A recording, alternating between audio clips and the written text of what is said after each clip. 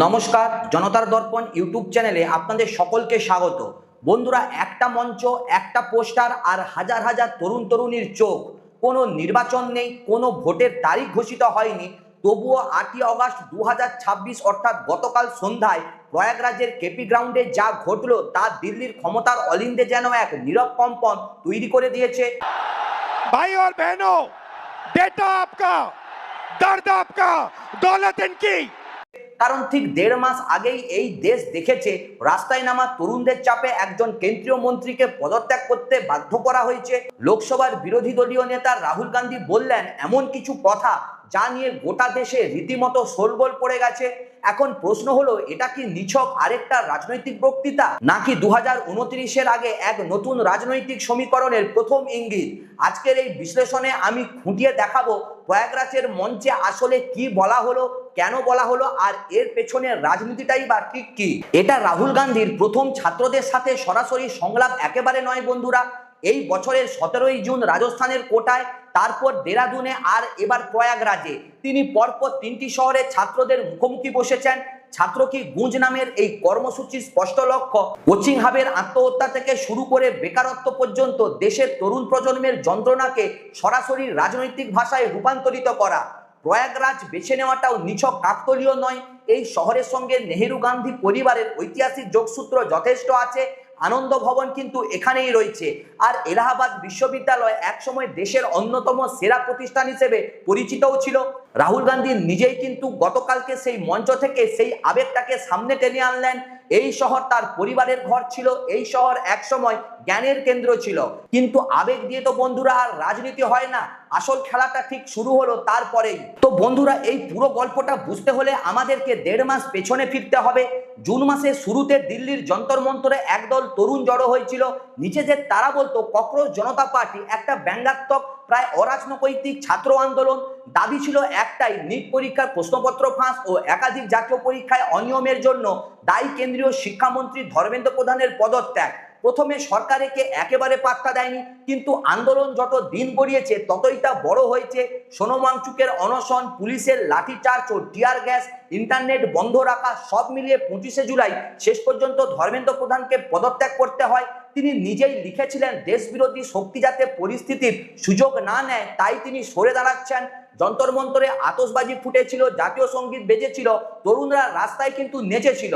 মোদী সরকারের 3য় মেয়াদে এটাই ছিল এ যাবৎকালীন সবচেয়ে বড় রাজনৈতিক ধাক্কা। আর সব থেকে অবাক করার বিষয় হলো, সেটা কোনো বিরোধী দলের নেতৃত্বে নয় বন্ধুরা, বরং সম্পূর্ণ অরাজনৈতিক স্বতঃস্ফূর্ত এক তরুণ আন্দোলনের হাত ধরে এসেছিল।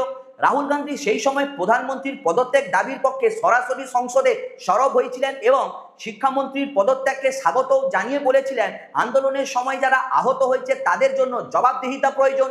এখন প্রশ্ন হলো, যে প্রজন্ম একজন শিক্ষামন্ত্রীকে হটিয়ে দিতে পারে, সেই প্রজন্মকে যদি একজন বিরোধী নেতা সরাসরি সংগঠিত রাজনৈতিক কাঠামোর মধ্যে টেনে আনতে পারেন, তাহলে সমীকরণটা ঠিক কেমন জায়গায় গিয়ে দাঁড়াবে। মঞ্চে রাহুল গান্ধী তার বক্তব্যের কাঠামো সাজিয়েছিল 3টি হিন্দি শব্দ দিয়ে: দর্দ অর্থাৎ কষ্ট, ডেটা অর্থাৎ তথ্য, আর দৌলত অর্থাৎ সম্পদ দিয়ে। এই 3টি শব্দকে ঘিরেই তিনি একটা বড় পোস্টার দেখিয়েছিলেন, যেখানে 3টি অংশে বিভক্ত করে দেখানো হয়েছে অর্থনৈতিক ক্ষমতা, রাজনৈতিক ক্ষমতা আর ভাবাদর্শগত নিয়ন্ত্রণ কিভাবে একে অপরের সঙ্গে জড়িয়ে রয়েছে। প্রথম ভাগে তিনি গৌতম আদানির নাম নিয়ে বলেন গত 10 বছরে তার সম্পদ বহুগুণ বেড়েছে এবং বিশ্বের ধনীদের তালিকায় তিনি অনেক উপরে উঠে এসেছেন।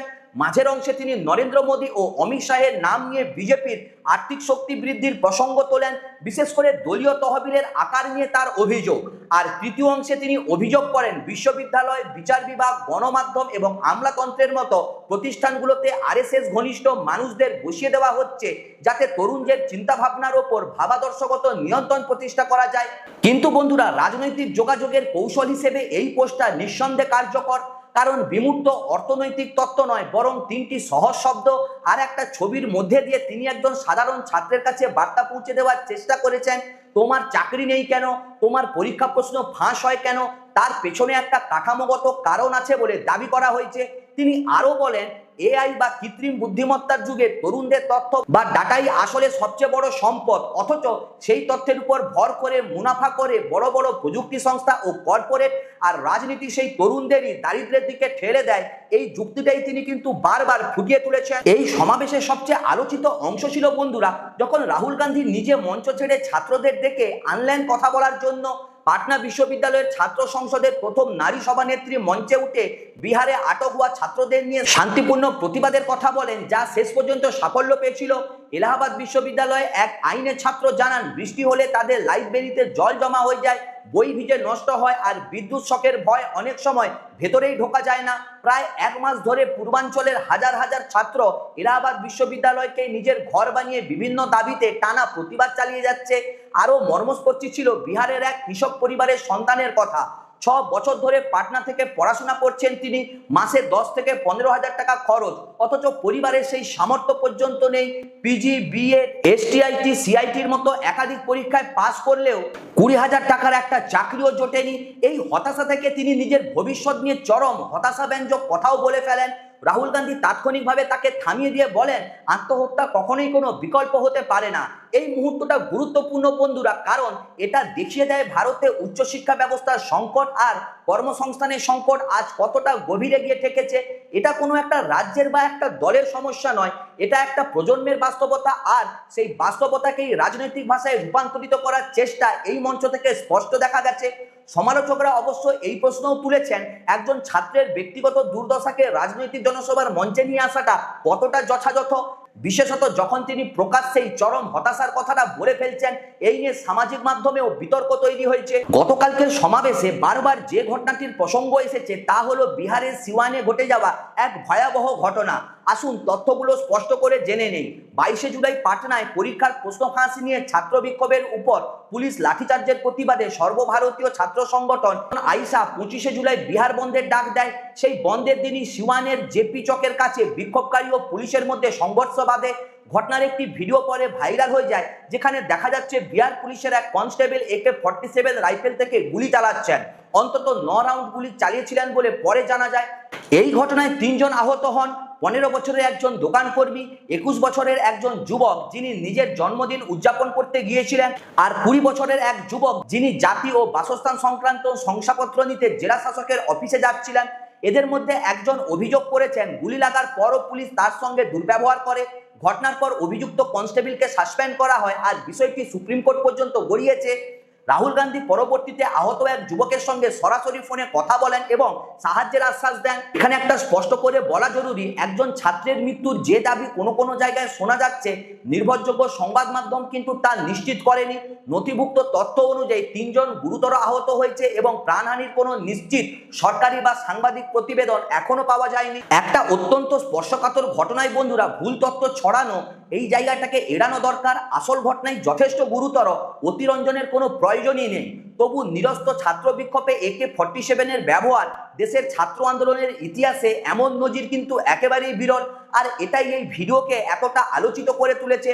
রাহুল গান্ধী মঞ্চে বলেছেন, ভারতে প্রায় 40 কোটি তরুণ তরুণী আছেন যাদের সম্মিলিত শক্তি চীন, আমেরিকা বা রাশিয়ার মতো দেশগুলোর তুলনাতেও যথেষ্ট কম নয়। এই সংখ্যাটা নিছক বারম্বার কিন্তু নয়। ভারতের জনসংখ্যা কাঠামোয় 14 থেকে 29 বছর বয়সীদের অংশ সত্যিই বিশাল। শুধু উত্তরপ্রদেশে এই বয়স সীমা তরুণ ভোটারের সংখ্যা কয়েক কোটি ছাড়িয়ে যায়, আর বিহারেও সেটা কয়েক কোটির কাছাকাছি। উত্তরপ্রদেশের পূর্বাঞ্চল, যেখানে শিল্প কম, কর্মসংস্থান সীমিত, সেখানে তরুণ জনসংখ্যার ঘনত্ব সবচেয়ে বেশি।